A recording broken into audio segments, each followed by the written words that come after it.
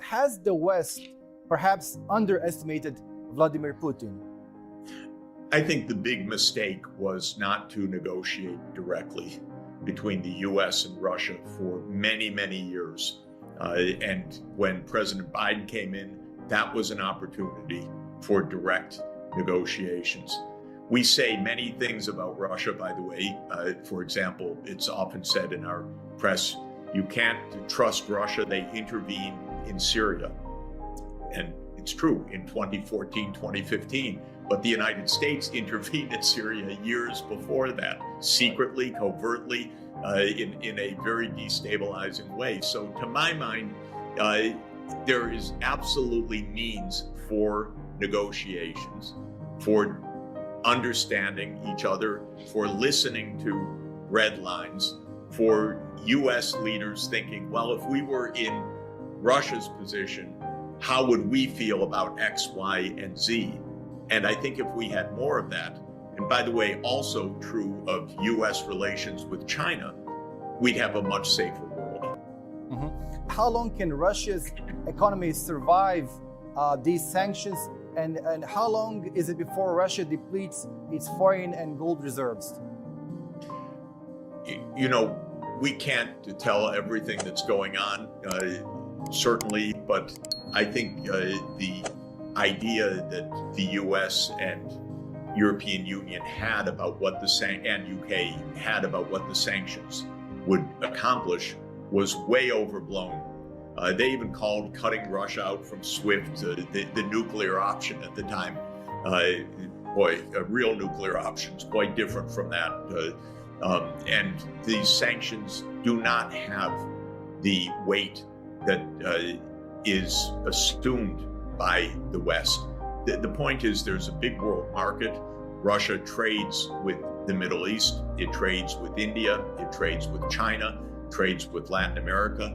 Most of the world trades with Africa. Most of the world did not sign on to the Western sanctions. And so Russia remains in economic trade with a lot of the world. Commodities, especially oil, is very fungible.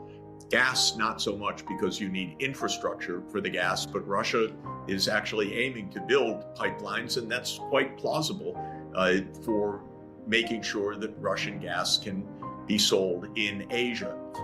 What is on the surface happening is that Russia's saying, well, if the West cuts off all our relations, we will look to China, to India, to Africa, to Latin America for our economic relations. I think it would be, and then the world would be divided into these camps. This would be a very sad and dangerous outcome. It's the direction we're going right now, if not worse.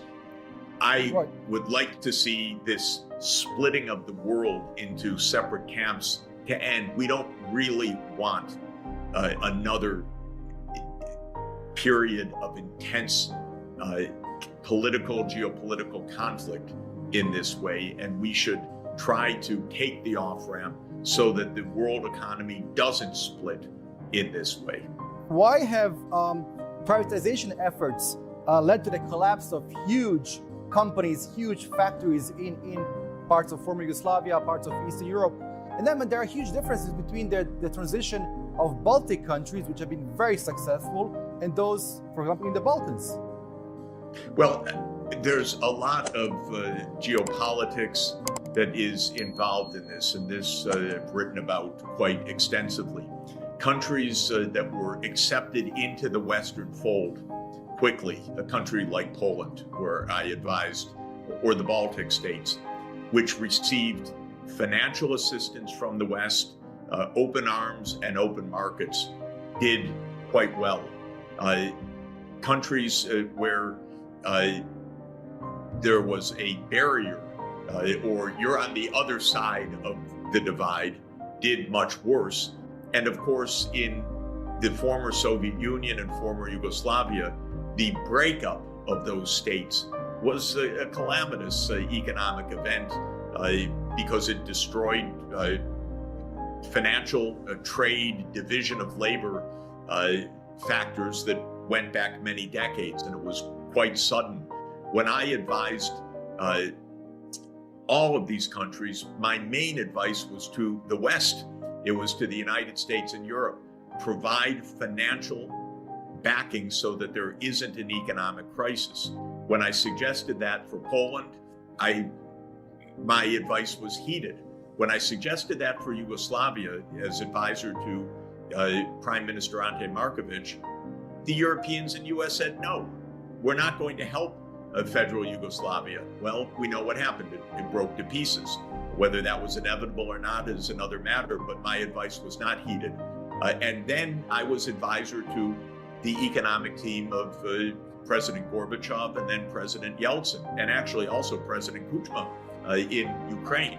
On all three occasions, I urged the Western world, help these countries. The financial crisis is very severe. The collapse of the former command economy is devastating. Help. But they didn't want to help because that was the enemy. Now it was going to be a US unipolar world. So there was no financial help coming. They didn't give financial help to Gorbachev. They didn't give financial help to Yeltsin. It created, it didn't create the mess. It just made it so difficult to address what was a tremendously deep and intense economic crisis. So I resigned because my hope, my expertise was bring help for these countries. But the help came only on geopolitical terms. If you're on our side of the divide, we help you. If you're on the other side of the divide, we don't help you. And that has shaped a great deal of what happened. Also, by the way, just to be clear, geography also matters. If you're right next door to Germany, as Poland is, or the Central European countries, you have a big advantage. That's where foreign investment goes. If you're in the Balkans, you're farther away. If you're behind the former Soviet border, then you're much farther away, both geographically and geopolitically. And that has made a very big difference. Some people have been calling for a similar program to be applied to Ukraine to help its post-war reconstruction. I called for that in 1990. I called for that in 1991. I called for that in 1992. It's not just Ukraine.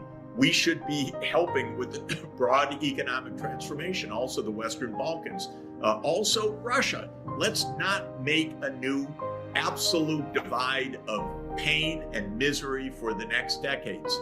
There's no reason for that. We should be making a world that lives together. And if we talk to each other, we'd actually understand the roots of some of these conflicts a lot more than we do.